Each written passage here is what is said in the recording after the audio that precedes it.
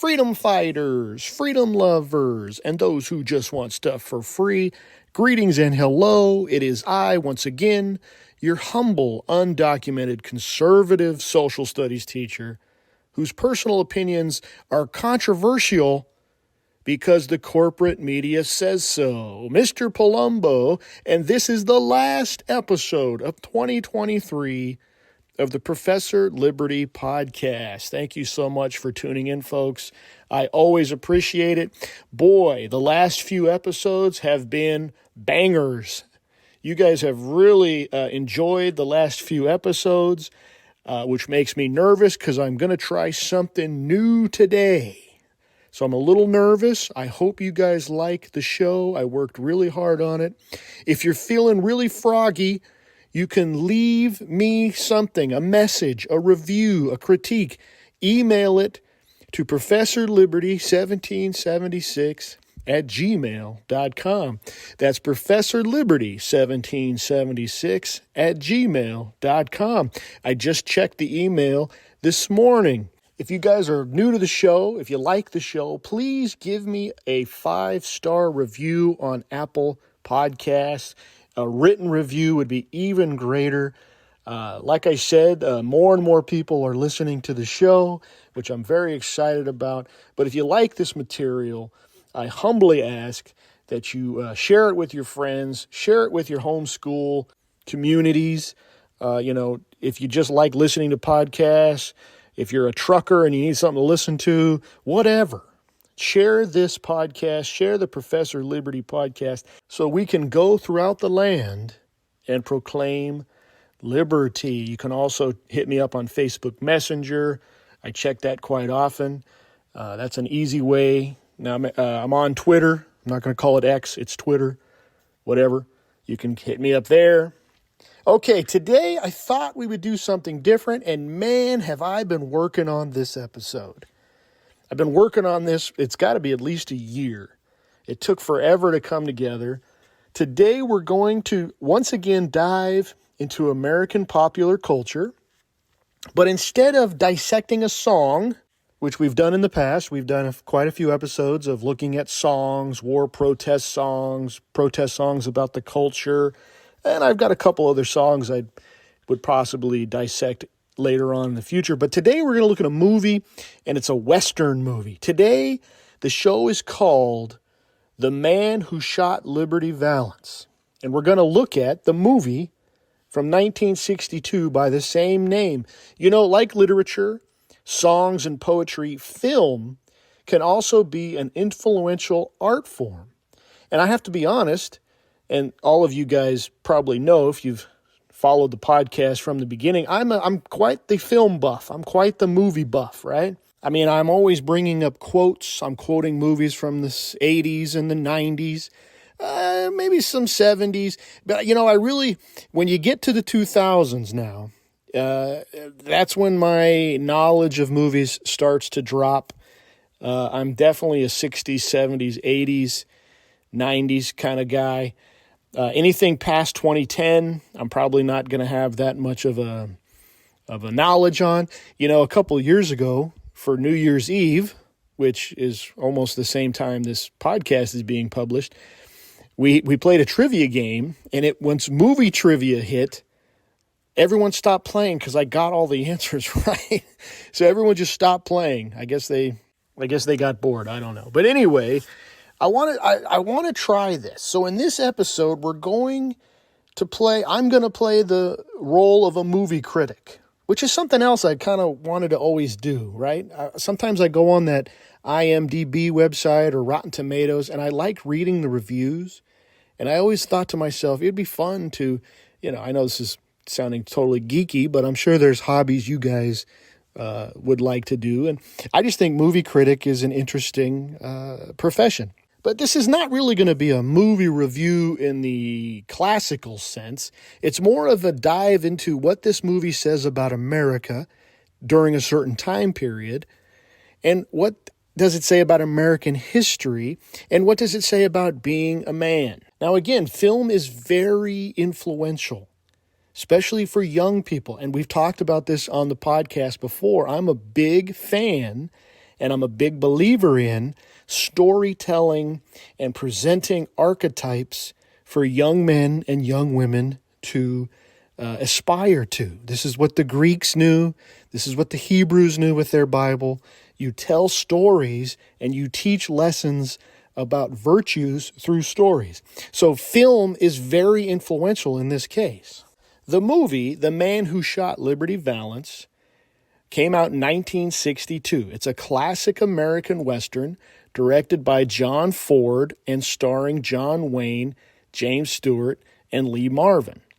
Now, if you guys know anything about history of movies, John Ford and John Wayne did several movies together. It was one of these classic partnerships, think like Scorsese and De Niro type thing, right? Or now I guess it's Scorsese and Leo DiCaprio. So they did many films together. Another one that you should check out if you're interested in this is The Searchers, another great movie.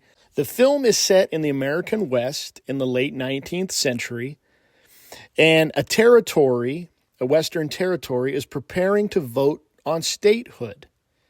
So the farmers and ranchers, people are divided on the issue, just like democracy. The town of Shinbone, which is a fictitious place, is the microcosm of this conflict. The town is terrorized by a ruthless outlaw named Liberty Valance. He's played by Lee Marvin. He's also supported by the rich cattlemen, which are kind of like the oligarchs in this story. A new lawyer named Ransom Stoddard, played by James Stewart, arrives in Shinbone with the intention to bring law and order to the town. He's an idealistic and optimistic character, but he's quickly going to be hit in the face, literally, by Liberty Valance and this reality that the West is a kind of a nasty and chaotic place. Liberty Valance is hired by the cattle ranchers. Think of them as kind of like the oligarchs who see statehood as an impediment to their economic interests. Stoddard, however, is saved by a mysterious stranger named Tom Donovan, played by John Wayne. And this Donovan is a quiet cowboy who has a reputation of violence similar to that of Liberty Valance, but we'll talk about that contrast here in a minute.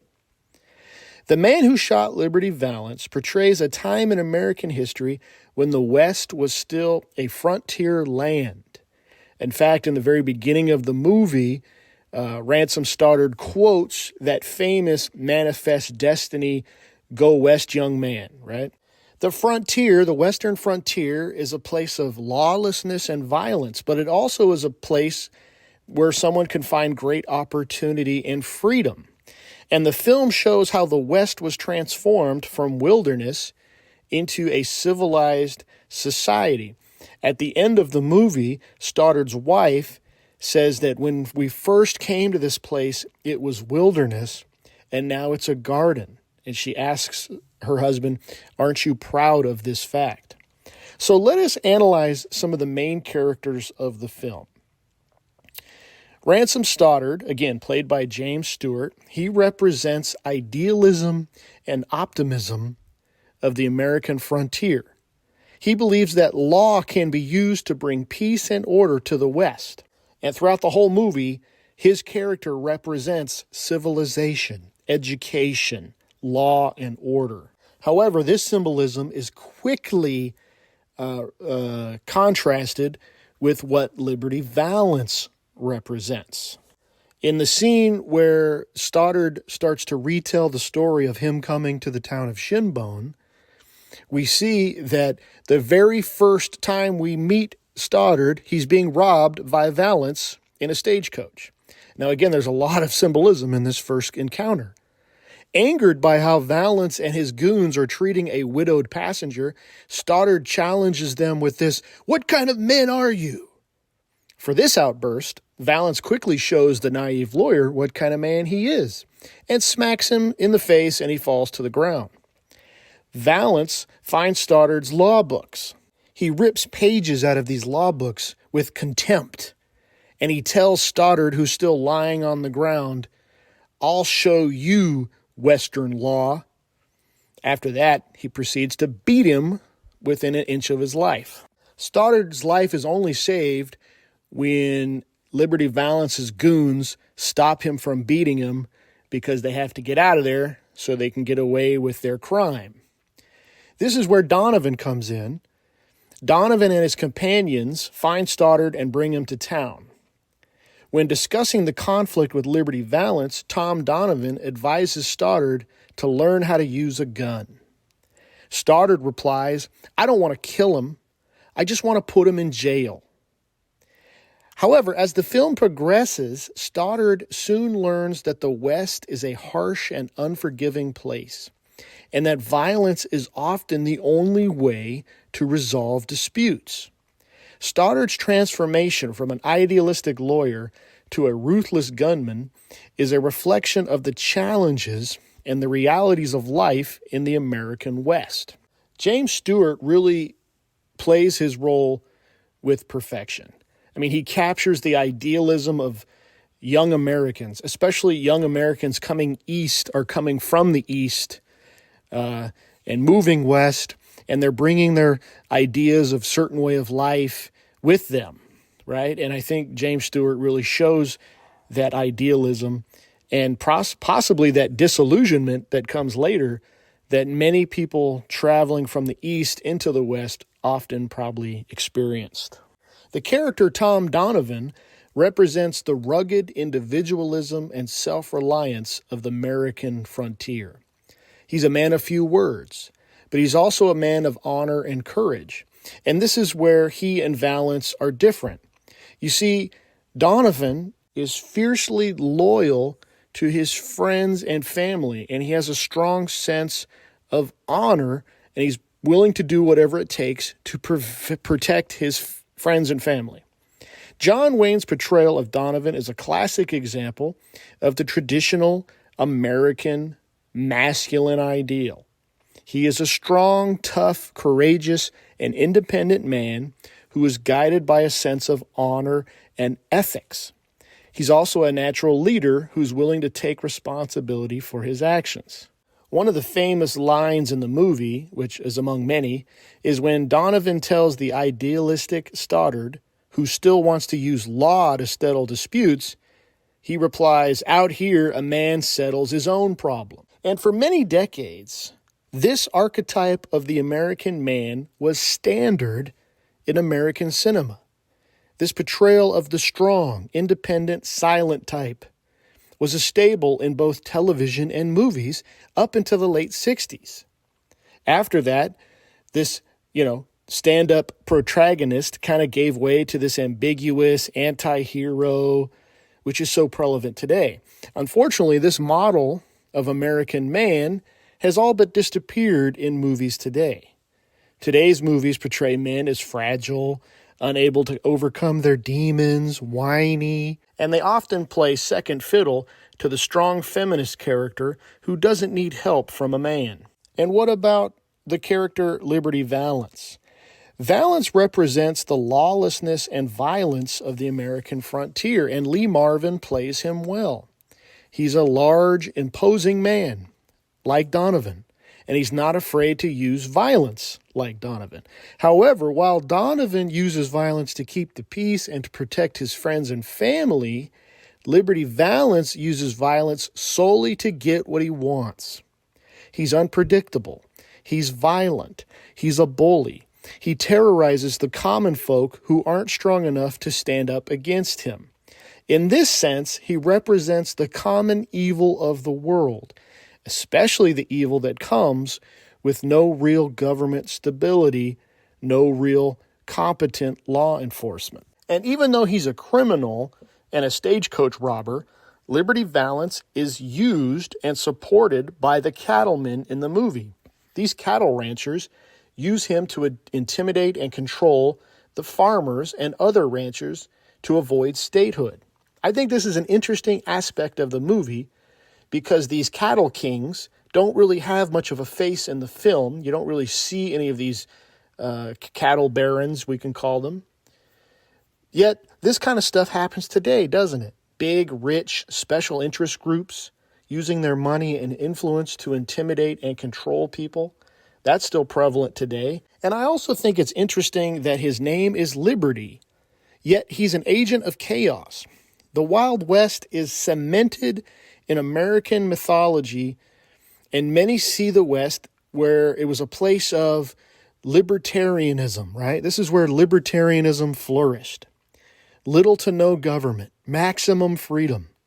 The mindset that as long as you don't take someone's life or property, do whatever seems best to you. Now, obviously, I greatly sympathize with this philosophy, but the movie masterfully shows that with great freedom comes great responsibility, and not everyone sees freedom as an environment to do good or to be responsible. In fact, if we're honest, most people abuse freedom. Frankly, many, if not most, if left to their own devices and whims, would probably be more like Liberty Valance and less like Tom Donovan. The climax of the movie comes when Stoddard realizes he's going to have to face Liberty Valance and he's going to have to use violence. There's no court of law. There's no law enforcement. There's nothing that's going to stop Liberty Valance's reign of terror other than courage and a gun. Now, Stoddard is not a fool, however. He knows if he goes up against Valance in a gunfight, it's basically a suicide mission. Stoddard knows he's going to lose. Stoddard knows he's going to die, but he stands up to the bully and lets the chips fall where they may. And isn't this a great lesson, ladies and gentlemen? Isn't this a great lesson that our young people should learn? Sometimes you're going to have to face the bully, and sometimes it's not going to come out the way you want it, but you still got to face it. Sometimes you can't run to mom and dad. Sometimes you can't run to the principal. Sometimes you can't run to the police. Sometimes there's a problem, and you are the only one that can solve it. So on the dusty streets of Shinbone, with dim lights coming from the store windows, Stoddard slowly approaches the belligerent Valance, who taunts him the entire time. This scene is in the very same vein as the biblical story of the Philistine giant Goliath taunting the lowly boy David, right? Valance toys with Stoddard like a cat would play with a half-dead mouse. Valance's first shot of Stoddard is in his arm, knocking his pistol out of his hand. The second shot hits the ground just as the bewildered lawyer tries to reach for his pistol.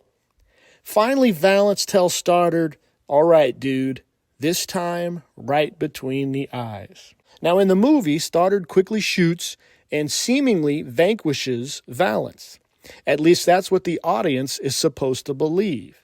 Stoddard is hailed as a hero, is vaulted to social and political success, eventually becoming senator of the new state. Stoddard's transformation from pacifist lawyer to reluctant gunslinger underscores the moral ambiguity of progress. While Valance's demise is necessary for peace, it comes at a personal cost for Stoddard, who has to grapple with the burden of taking a life. Now, clearly, Valance's downfall is the sign that lawlessness in the American frontier is coming to an end. Indeed, law and order and civilization is coming to the American West. But at the end of the movie, we learn that it wasn't Stoddard who killed Liberty Valance. It was actually Tom Donovan. This is an interesting part of the movie as well. And you see throughout the whole movie, Donovan sacrificing for Stoddard. Stoddard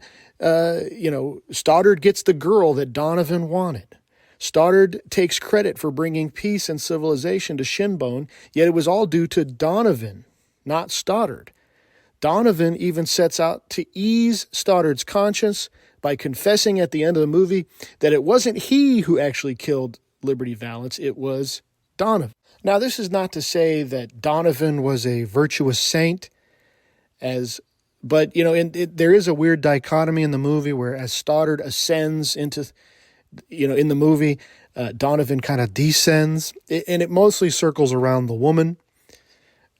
Personally, I think this dichotomy is supposed to show that for every person visible in the act of change and progress, there are countless people behind the scenes doing what is necessary, but never getting the recognition. This makes me think of military personnel, police, first responders, people even responsible for our infrastructure, the guys who work in the sewer, the people who scale the vast power lines. There's a vast, faceless population out there of people who get up every day and do thankless work for the contributions and the progress for our society. And for every celebrity or politician who receives some great praise, there are countless folks who do the real heavy lifting and often go unrecognized. As far as the main themes of the movie, there's a bunch of them. There's things like individualism versus community, legend versus the truth. There's even a dive into what is America and what does it mean to be an American. As a social studies teacher, I personally appreciate the schoolhouse scene where Stoddard teaches a diverse class of both young and old, men and women, and Stoddard is teaching them how to read and write English. There's also a discussion of Republican form of government, the Declaration of Independence, and the Constitution. There's even another minor theme throughout the movie regarding the role of journalism and free speech and how that interacts with a democratic society. But I think the main theme, or at least the one that resonates most with me, is this idea that we all have to have courage to do what's right, even through violence. I'm not saying that violence is always the answer, but what I am saying is sometimes it is. Sometimes you have to face the bully. There's an old saying, I don't know who came up with it. It's something like, everyone despises the warrior until the barbarians are at the gate. And what does this mean? I think it means a lot of people are afraid of violence, and they even try to explain it away as some kind of savagery. But in fact, violence is a consistent reality of the human existence, and we need protectors skilled in violence to save us from the wicked. Violence comes in two ways. It either as a means to protect and provide stability, or as a means of terror and chaos. Standing up to injustice, wickedness, whatever you want to call it, is a necessity. This is just a reality a lot of us have been conditioned to ignore. We can't explain evil away. We can't justify it or blame it on systematic racism or poverty or colonialism. If people commit acts of violence and mayhem, they must be stopped. And the only way to stop certain people is through violence. In conclusion, John Ford's 1962 masterpiece, The Man Who Shot Liberty Valance, transcends the genre of Western films, weaving a complex tale of myth, law, and the transformation of the American West. The Man Who Shot Liberty Valance is more than just a Western. It's a timeless meditation on the human condition. The movie should be considered an American classic, and I'm not the only one that thinks that, because in 2007, the film was selected for preservation in the United States National Film Registry by the Library of Congress as being, quote, culturally, historically, and aesthetically significant. Well, there you have it, folks. My first movie review. I hope this was a good one. I hope you guys find this interesting and entertaining and fascinating and some other kind of inning. I really hope you guys enjoyed this. I put a lot of effort into it. If you'd like to email the show, don't forget, ProfessorLiberty1776 at gmail.com. Go to Apple Podcasts and give me a 5-star rating. Share this with your friends, your communist cousin, whoever. Until next time, next year, go throughout the land and proclaim liberty.